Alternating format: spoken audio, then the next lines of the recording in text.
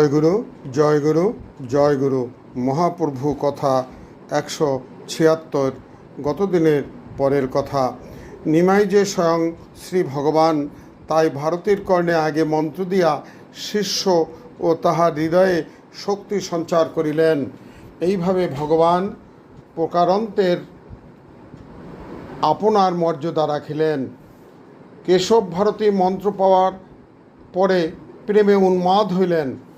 তারপর তিনি প্রভুর কর্ণে মন্ত্র দিলেন। শাস্ত্রমতে নিমাইয়ের তখন পূর্ণজন্ম হইল, তাই প্রথম নাম লুপ্ত হইয়া গেলেন। এ জন্মে ভারতী তাহার নাম রাখিলেন শ্রীকৃষ্ণ চৈতন্য।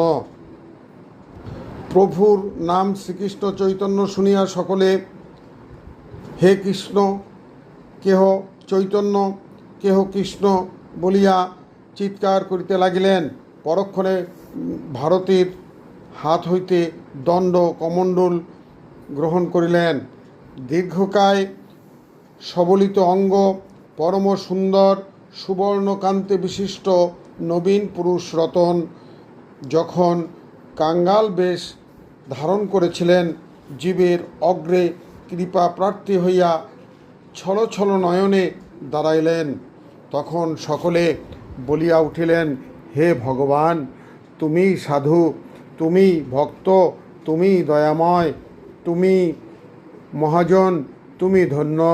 তখন বোধ হইতে লাগিলেন যে অনন্ত কোটি ব্রহ্মাণ্ডের ঈশ্বর দীনভাবে দীনবেশে কাতর স্বরে করজোড়ে মনুষ্য রূপ কীটের নিকট কৃপা ভিক্ষা করিয়া যেন বলিতেছেন, জীবগণ, আমার সমুদয় উদ্দেশ্য না বুঝিয়া আমার উপর তোমরা ক্রোধ করিও না।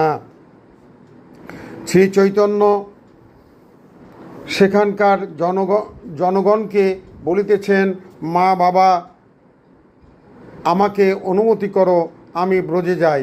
তোমরা আমাকে আশীর্বাদ করো যেন ব্রজে আমার প্রাণনাথকে পাই। আর যাইবার বেলা আমার একটি ভিক্ষা।